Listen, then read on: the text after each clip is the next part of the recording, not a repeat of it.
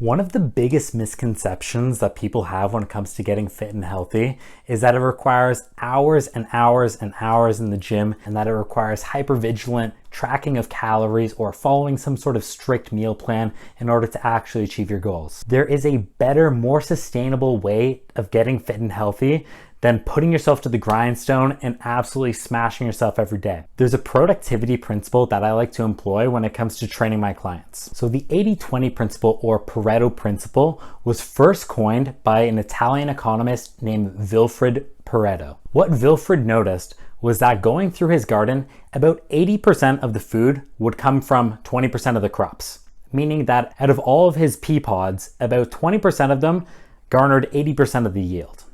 The other thing that he noticed was that 80% of the land in Italy was owned by only 20% of the population. The Pareto Principle can be found in all walks of life.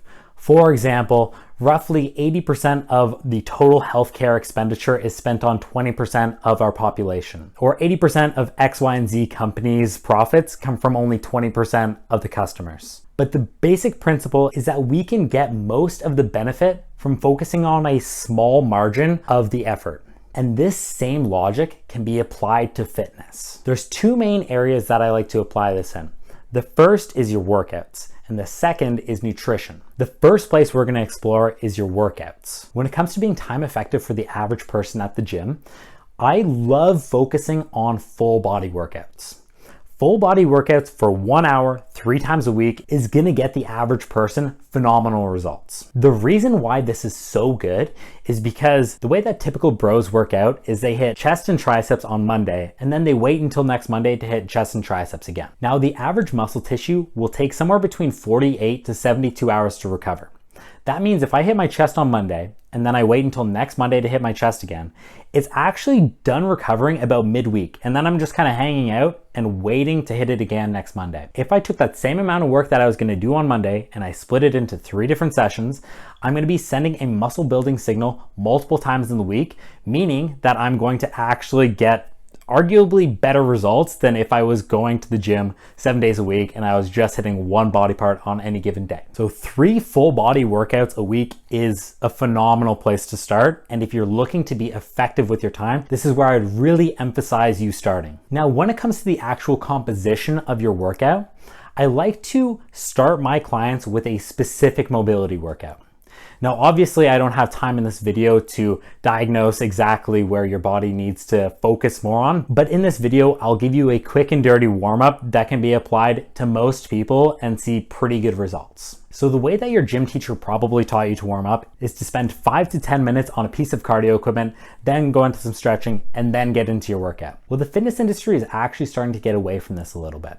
A general warm-up is good for elevating your heart rate, but if we choose the right mobility exercises at the beginning of your workout, you can actually get in the mobility and increase your heart rate at the same time. 3 exercises that I absolutely love for this, and I'll link to videos actually outlining how to do each of these warm-ups, are going to be 1, the 90-90 drill. This is phenomenal for both working on the internal and external rotation of your hips. The second place that I would have you start is doing wall circles. Wall circles are a phenomenal way to get your shoulders involved, so start stretching out your chest, which is often super tight in the vast majority of people that I see. And then the third place that I would really encourage you to look is to start doing lizard with rotations. Lizard with rotations are coined as the greatest stretch in the world. I don't know who gets to coin these stretches, but it is colloquially known as the greatest stretch in the world. So take that for what it is.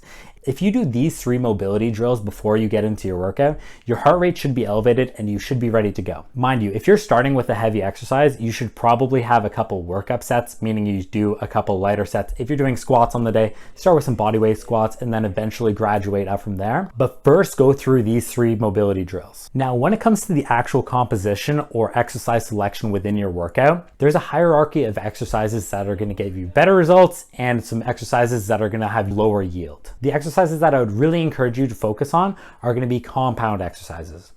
A compound exercise is an exercise that involves 2 joints. If I'm going through a bench press, for example, I'm going to be both changing the angle in my shoulder joint and in my elbow joint. I'm going to be working out the muscles in my chest, in my triceps, in my shoulders. I'm going to be hitting a lot of different areas with one single exercise. If I was doing a chest fly, well, my elbow angle is actually staying consistent. My shoulder angle is changing.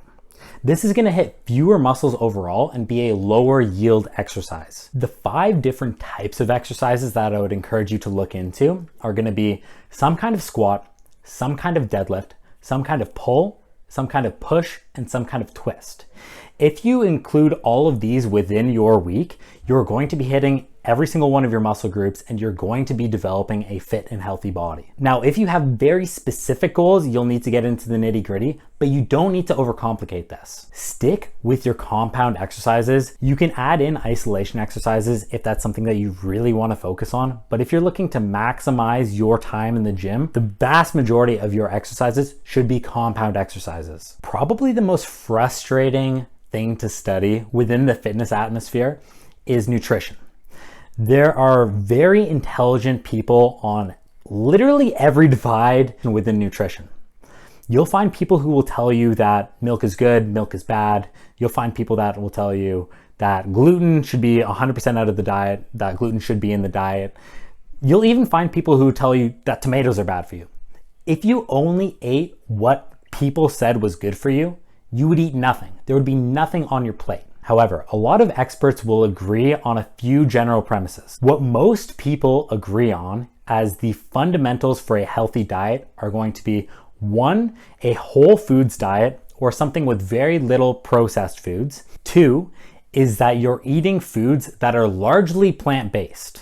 This doesn't mean that you have to exclude dairy. This doesn't mean that you have to exclude meat from your diet, but the vast majority of your food should come from plant sources. And the third thing that most people will agree on is that you should just eat until you're full. Obviously, this is a lot easier to say, and there's a lot that goes into the psychology of eating food. But if you're sticking with these 3 rules of eat largely whole foods, eat mostly plants, and eat until you're full, you in all likelihood will start to actually achieve some of your fitness goals.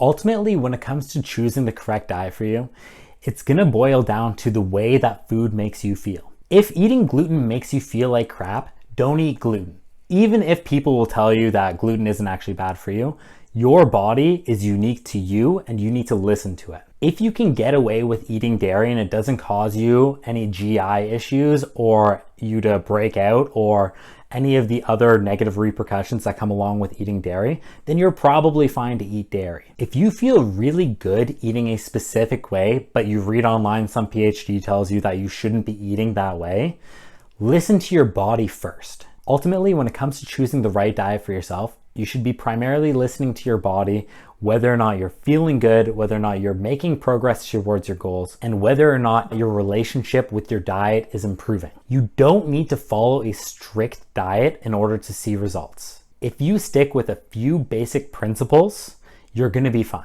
The other way that I like to apply the 80-20 principle to food isn't exactly the way that Pareto explains it, but that is, I'll give myself 20% leeway with the foods that I eat.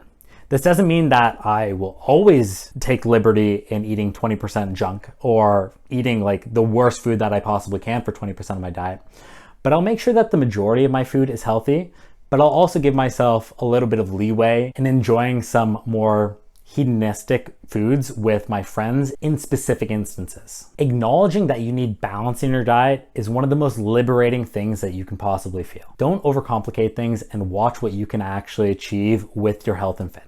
Anyways, guys, I hope you took something away from this video. If you did, be sure to leave me a thumbs up. I hope you have a wonderful day, and I'll catch you in the next video.